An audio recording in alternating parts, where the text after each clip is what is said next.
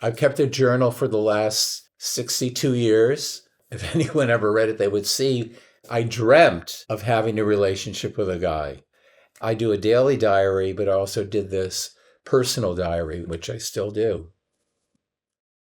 I was born in 1948 in Stamford, Connecticut, which is about an hour outside of New York City. My fantasies were male dominated fantasies. There was no doubt about it. I didn't have any sexual relationships with anybody. Two of my best friends in childhood turned out to be gay. My mother's youngest brother was gay. Richard was very well loved by our family. He was an avid reader, but he also had these little magazines called TM, Tomorrow's Man, which were physique magazines. And even at a very young age, I felt that these magazines kind of clicked in my mind. My uncle was in the antique business with his father, my grandfather. He eventually moved to California in 1961. Then he came back in 1966 when I was going off to college. And he said to me, "Are you gay?" I don't know why, but I just said, "No, I'm not." Even though I already had these feelings, but I was kind of living, quote unquote, a straight life at the time. I always had a girlfriend in high school, but at some point realized that this is who I am. And not a big deal. I didn't think of like repercussions from society about it. Maybe because my uncle, who the family loved and accepted, even though it was a word not spoken, maybe that was a sense of comfort to me. I get into college, and then I came home one weekend in my freshman year, and I said to my parents, "I have to tell you, I'm gay." My father didn't say much. He wasn't upset. And my mother says, "You already have your girlfriend Heidi. Now you're just going through a phase. It'll pass." They just didn't believe me. Then I dropped out of college and then went on to work at a bank for a while. And I had a harem of girls there too. There were like 4 girls at the bank in my loan department that I got friendly with. I had a friend named Sally. She had a lot of gay friends. I used to go into New York back in 1968, 69, and hang out with Sally, and we used to go to Christopher Street in the Village. And we'd sit on the stoops of the brownstone apartments and just watch people go by. And I was really just totally immersed and exposed into the gay culture, even though I was not actively gay. In June of 69, I had to go for a physical because the war in Vietnam was raging still. On the questionnaire, they ask you, "Are you homosexual?" And I clicked off yes.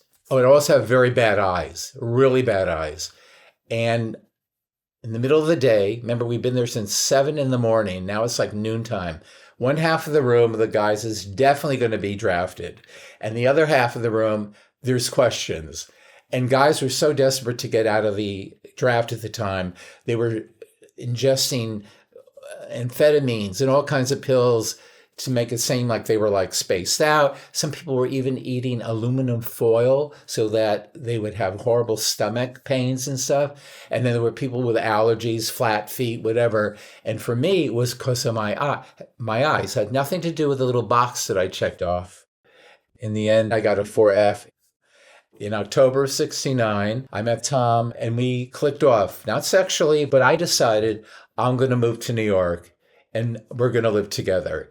And remember, all this time, my uncle has moved back from California and he's in Connecticut, and we go out all the time. We go to the movies together. We all go as a family or just with him, but we never talk about my sexuality at all, even though here's my gay uncle. He was 20 years older than me.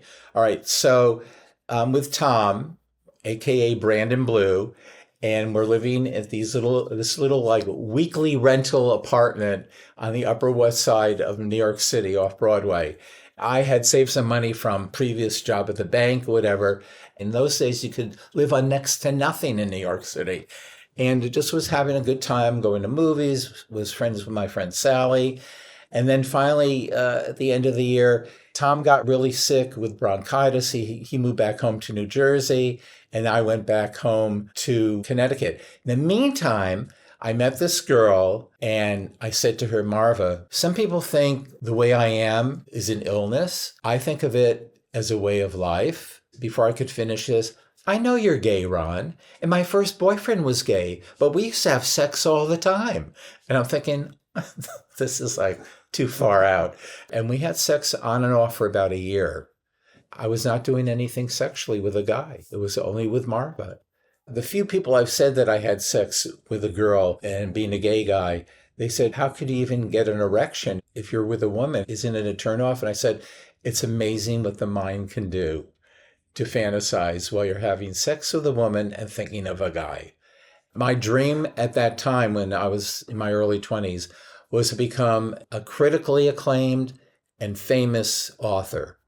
And I submitted short stories to different magazines. I wrote a lot of poetry. It just wasn't happening. The following spring of 1970, I went to California with my sister. When my uncle lived in California in Los Angeles, he and Phyllis were an item. And even though she knew my uncle was gay, they were going to even get married. She was kind of a wild woman. She had a million jobs. She had been married, divorced. And then Marva came out to California to be with me. And then finally, Marva and I moved back to Connecticut. About 3-4 months later, Marva and I break up because she realized that even though we're having sex, the relationship isn't going anywhere. Yeah, I'm just doing temporary jobs, not just kind of meandering. My parents are like fed up with me. I'm still living at home. And then in the spring of 1971, I go back to California and live with my sister in West Hollywood for 3 months. She doesn't want to be here anymore. And I figured, well, I'm not doing anything anymore either. So we drive cross country a second time, heading east. And then in 1972, I go off to Europe for 2 months by myself, just traveling around with $500. It was very cheap in those days. You can be in Europe for 2 months for $500, no credit cards. And in Austria, I met this guy at a restaurant. He says to me, would you like to come back to my room? I figured, but God, Ron, you're in Europe. You're having this incredible trip and blah. No, I said, no, I'm sorry. And then just by coincidence, a couple of days later, I'm in Lucerne, Switzerland, and we're coming down Mount Pilatus on this cable car. And there were just 4 of us in this little cable car, this straight couple. And he's the other guy, just by coincidence. And it's like 2-3 days later in another country. Again, it's like, I'm sorry. I just don't want to do it. And then I come back to California a third time. I figured I really have to explain to my parents 6 years later, after I told them that I was gay, that, hey, I'm 24 years old now. I wrote a 40-page letter about who I am. And my uncle finds out that, yes, I have officially come out to the family. He said, why didn't you tell me that you were? Have you had sex with a guy? And I said, no. He says, you're crazy. So I go to work for my uncle. I worked for him for 3.5 years before moving back to California a 4th time. I didn't have a car yet. So when I was working for my uncle, so he used to pick me up at my parents' house and drive me to the store. And I remember him telling me in the car that one particular day that my mom pulled him aside and says to him, don't you think Ron should date some girls? And this is after I'd come out a year earlier and told my parents years earlier that I was gay. And my uncle says to her, Doris, face reality. Your son is gay and he hasn't been happier in his entire life. Why are you doing this? In fact, she had a harder time accepting it, even though her own brother was gay, having a harder time accepting me than my own dad did. And usually it's the father who repels all this. My dad was more accepting than my mom.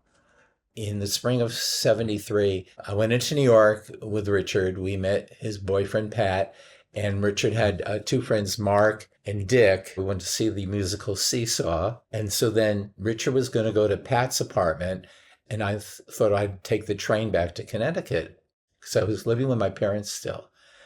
Mark says to me, why don't you come over to my apartment? He basically seduced me. It was very pleasant. So this is my uncle's, one of his good friends. But it was a setup, obviously. But at one point, we went to a bar and I met Eric. That was my first non-setup sexual affair. I was like euphoric.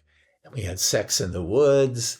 And then we went into the pool naked and had sex in the pool. It was so idyllic to me. It was like the novels that I had read. I'm a very monogamous kind of guy. I wanted that relationship with Eric. That was it. I didn't need to be with any other guy the rest of my life. I wanted it to be him. But he really liked to fool around a lot on the side. And I knew that. And then finally, again, we just kind of drifted apart. I was in love with Eric because he was the first. And then I met Mark. He was a student at NYU then. I thought, if Eric wasn't the one, this guy's got to be the one. And he wasn't. So after the Mark relationship kind of just eased into friendship, a number of one-nighters, caught a number of sexual things that everybody was getting, but nothing deathly, thank goodness, obviously. Then my friend Phyllis said, you got to come out. You've tried 3 times before. And at this time, she'd gotten this really good job. She was the business manager of Mr. Chow restaurant in Beverly Hills that had just opened. She had a great apartment in West Hollywood now. And she said, you can stay with me. You can even work for me until you decide what you want to do. So it was like California was always drawing me to come back. It's like, God, they always say 3rd time's the charm. Well, this had to be the 4th time's the charm. In the meantime, my friend Phyllis, who had been single for years, meets some guy, moves in with him in Downey, of all places, gives up her apartment and her job. So I can't work for her anymore because she doesn't have her job at Mr. Chow.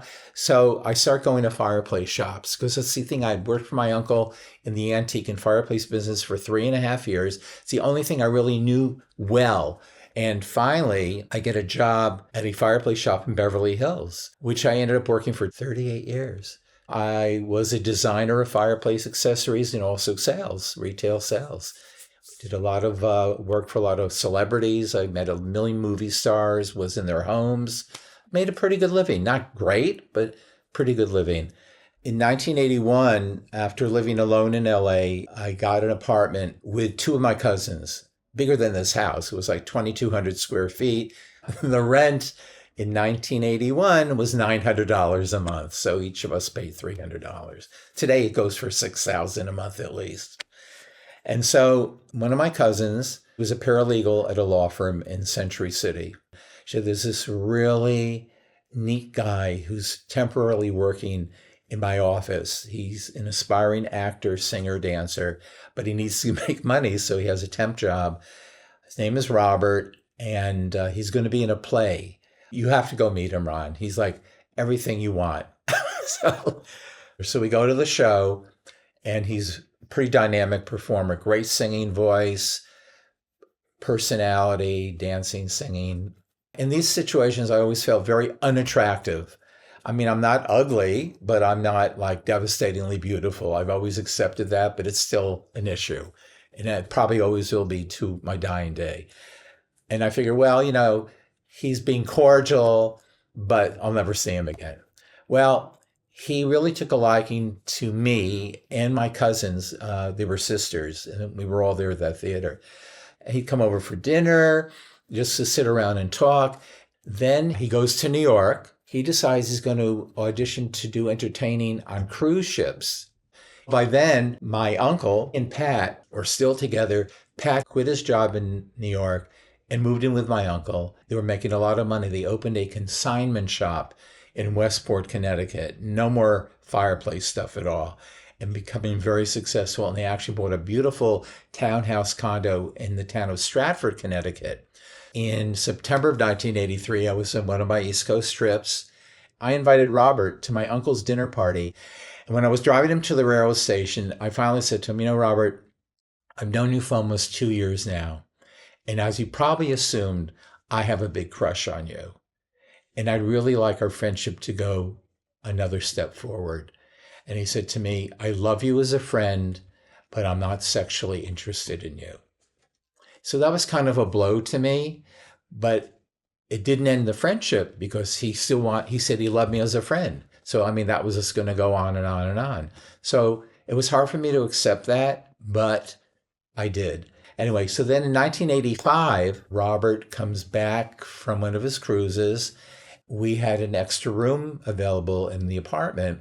And he says, I think I'd like to move in with you and your cousin. It's the cousin who fixed me up with him originally for the law firm. But when he came to live with us, he didn't look that great. He was, again, a very attractive guy, but he looked kind of worn out. And by then he was just turning 27. And so he started going to doctors for each thing separately, not one doctor who saw the overall picture. And finally, he flies to New York in April of 1986 and then goes for rehearsals for a cruise because he had already done like 5 or 6 of them. And then the next thing we know, he says, I've been diagnosed with AIDS. I have pneumonia. I'm in the hospital in Hayward. I immediately flew up there the next day. He didn't seem dreadfully pale or anything, had color in his face. I'm saying, what a relief, Robert. You're looking pretty good. And have you notified any guys that you may have slept with in the past year? He slept around a lot. And the guys on the cruises, they slept with everybody. And they were dying left and right, these gay cruise performers. And Robert said, well, I can't remember half of them, he said to me. I said, well, the ones that you do remember, you owe it to them to tell them because they may be infected, but they don't even know it. So he didn't get mad at me for saying that. And he said, I'm going to get better. And when I'm better, if you'll let me, I'd like to move in again with you. In 1986, there were no cocktail drugs or anything. As the months progressed in the fall of 1986, he lost or started to lose vision in at least one of his eyes. He was very handsome and he never got the Kaposi sarcoma. It was just the pneumonia and then just the AZT just destroyed him altogether. We talked for a little while. I held his hand. He felt very sad. And I kissed him goodbye. I kissed him on the forehead and knew that I'd never see him again. And then on Tuesday, January 13th, 1987, his father called me and said that he had passed away. I was devastated.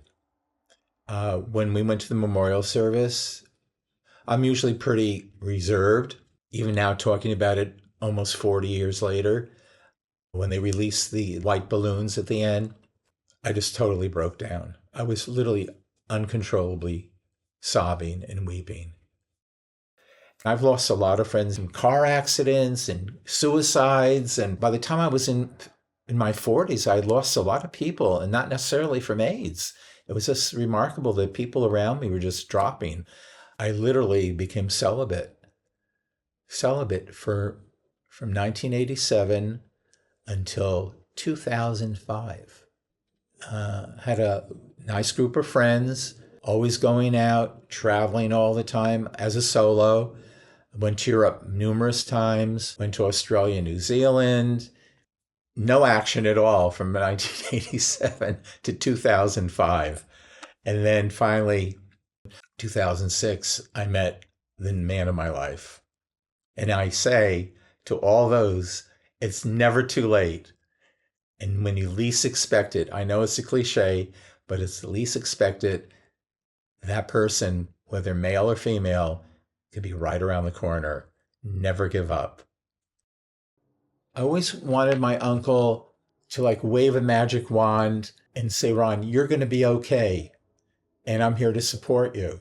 And he did to a degree, but he never fulfilled that completely because maybe he had his own demons. The first thing that always comes to mind with my uncle is how he could have survived when he had to move back to Connecticut after his business went upside down in California. Had no money. He had creditors after him, no car. He had to move back with his parents at the age of 38 in a 2-bedroom, 1-bath apartment. And he took over my grandfather's store and built it up into a fairly good business until he really hit the jackpot years later in consignment business. My uncle and Pat were together for almost 31 years. Their consignment shop in Westport, Connecticut became incredibly successful. They became fabulously rich. And he and Pat moved from their townhouse condo in Stratford, Connecticut, to literally a mansion in Easton, Connecticut. Huge, sprawling house, acres of land, every house, one mansion after the other. Soon after that, they were going to go on a trip to Europe My uncle wasn't feeling well, and he went to the doctor, and turned out he had colon cancer. At this time, he's 74 years old. My uncle died in 2003. Yeah, it's like my life had a complete turnaround, because I kind of assumed that I would just be single the rest of my life. And then when I met Philip, as they say, a real keeper, everything changed.